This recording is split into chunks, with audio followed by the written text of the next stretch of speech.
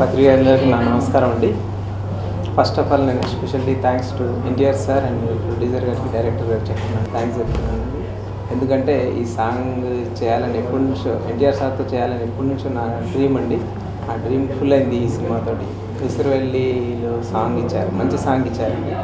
ఆడదామా దండియా ఊగిపోదా India అనే song మంచి mass song అండి. ఆ సాంగ్ చేస్తున్నప్పుడు నిజంగా NTR sir energy, NTR sir power అంతా అసలు ఆ సెట్లో ఉన్న రోజులు అసలు ఏం అర్థం కాలేదు. అసలు నిజంగా నేను చేస్తున్నానన్న డౌట్ వచ్చింది. ఇంకొకటి స్పెషల్లీ చెప్పడం ఏంటంటే ఈ సాంగ్ గురించి, సాంగ్లో సార్కి కొంచెం కాల్కి పెయిన్ వచ్చిందండి. ఈవెన్ దో ఆ సాంగ్ని చేశారండి సారు.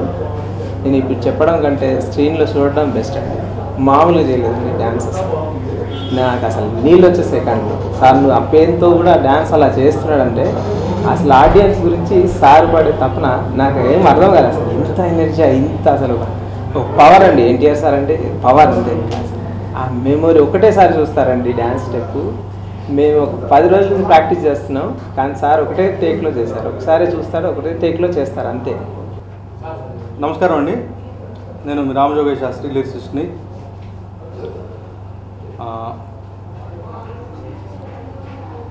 ఎన్టీఆర్ గారి మరో సినిమా ఊసరవెల్లిలో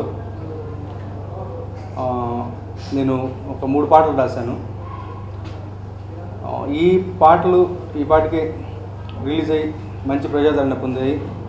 అందులో ఒక పాట అయితే ఒక చార్ట్ బస్టర్ రేంజ్లో బాగా పాపులారిటీ సంపాదించింది.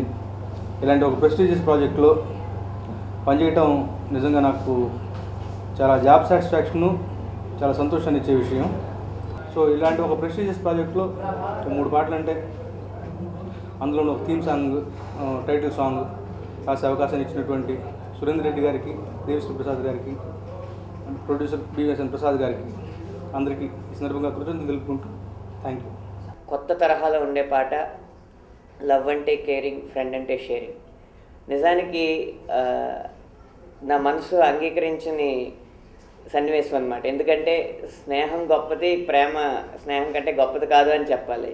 స్నేహం, ప్రేమ వేటి గొప్పతనం వాటిదే, కానీ సన్నివేశపరంగా అలా చెప్పాల్సి వచ్చింది పాటలో.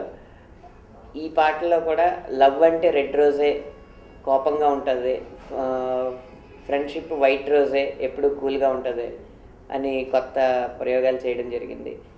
మీకు ఇక్కడ కావాలంటే కోపాన్ని ఎక్కువ ఎరుపు రంగుతో చూపిస్తాం, శాంతాన్ని, పవిత్రతని ఎక్కువ తెలుపుతో చూపిస్తాం. దాన్నే ఇక్కడ వాడుకోవడం జరిగింది. ఇలా ఈ కొత్త కొత్త ప్రయోగాలు చేసిన ఈ పాటకి అద్భుతమైన నృత్యరీతులు కనబరిచారు. మన పక్కనే ఉన్నారు. ఆయన కనబరిచిన నృత్యరీతులు ఈ పాటకి ఎంతో సొబగులనద్ది యువకుల హృదయాల్లో చిరస్థాయిగా నిలిచిపోయే పాటగా దీన్ని తీర్చిదిద్దుతున్నాయి. వారి అభిప్రాయాలు కూడా మనం తెలుసుకుందాం. ఎన్టీఆర్ గారి పర్ఫార్మెన్స్ అంటే ఇంకా అది చెప్పలేనిది. ఎందుకంటే ప్రతి ఒక్కరూ ఎన్టీఆర్ గారిని రీచ్ అవ్వాలనుకుంటారు యాజ్ ఎ కొరియోగ్రాఫర్గా. ఎందుకంటే కొరియోగ్రాఫర్గా కంపోజ్ చేసేటప్పుడు తన మూవ్స్ ఎన్టీఆర్ గారు చేస్తే చాలా బాగుంటుందని ప్రతి ఒక్కరూ అనుకునే విషయం అది. సో అందులో నేను ఒకడినండి. ఆయనతో స్టైలిష్గా చేయించాలి అండ్ ఈ సాంగ్ పర్టికులర్గా ఆడియన్కి కనెక్ట్ అవ్వాలి. అండ్ దట్టు ఆయన పర్ఫార్మెన్స్ అయితే ఈ సాంగ్లో నేను చెప్తున్నాను నిజంగా సూపర్ పర్ఫార్మెన్స్ అండి.